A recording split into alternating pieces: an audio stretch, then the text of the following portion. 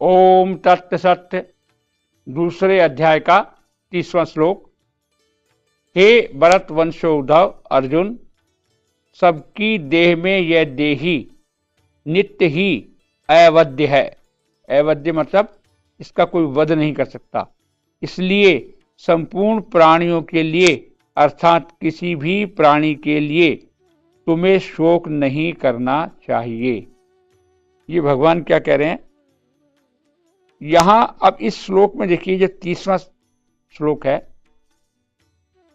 गीता का ज्ञान सरल भाषा में दूसरे अध्याय के 11वें श्लोक से शुरू हुआ और इस 30वें श्लोक तक मतलब 20 श्लोकों में भगवान ने शरीर और शरीरी की चर्चा की और यहां इस श्लोक में इसको पूरा कर रहे हैं। जो 20 श्लोक हैं उसका ये 30वां श्लोक जो है ये पूरी चर्चा के साथ यहां इसको उपसार कर रहे हैं और कह रहे हैं कि मनुष्य, देवता, पशु, पक्षी, कीट, पतंग, स्थावर, जंगम संपूर्ण प्राणियों में शरीरों में यह देही नित्य तथा अवध्य रहता है। अवध्य मतलब दो प्रकार से अवध्य होता है। एक तो जो वध करने के लायक नहीं है, जिससे पाप लगता है, जैसे गाय का हमें वध नहीं करना चाहिए। एक तो हुआ अवध्य का मतलब ये, और दूसरा अवध्य का मतलब है कि जिसका वध किया ही नहीं जा सकता, जिसको मारा ही नहीं जा सकता। तो भगवान क्या कह रहे हैं कि ये शरीरी जो है इसको किसी भी रूप में मारना संभव ही नहीं है।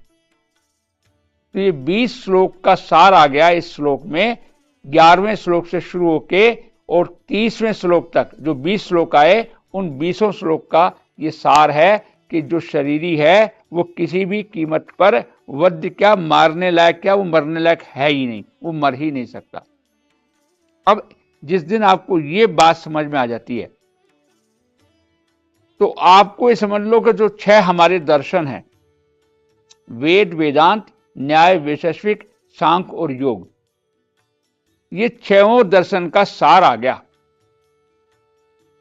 जो सनातन धर्म के 6 जो चीजें हैं, अनुभव करने वाले योगी, जानने वाले ज्ञाता होता है। मतलब जो इनको समझ लेगा वो इन 6 शास्त्रों को अनुभव करने वाला योगी बन जाएगा। जिसने ये 11वें से 30वें श्लोक तक की बात को समझ लिया तो वह समझ लो कि हमारे 6 जो शास्त्र हैं, मुख्य रूप से वेद और वेदांत, न्याय और वैशेषिक, सांख्य और योग, ये सारों को समझ लिया। जिसकी समझ में ये 20 श्लोक आ गए गीता के, वो एक प्रकार से ज्ञाता बन गया।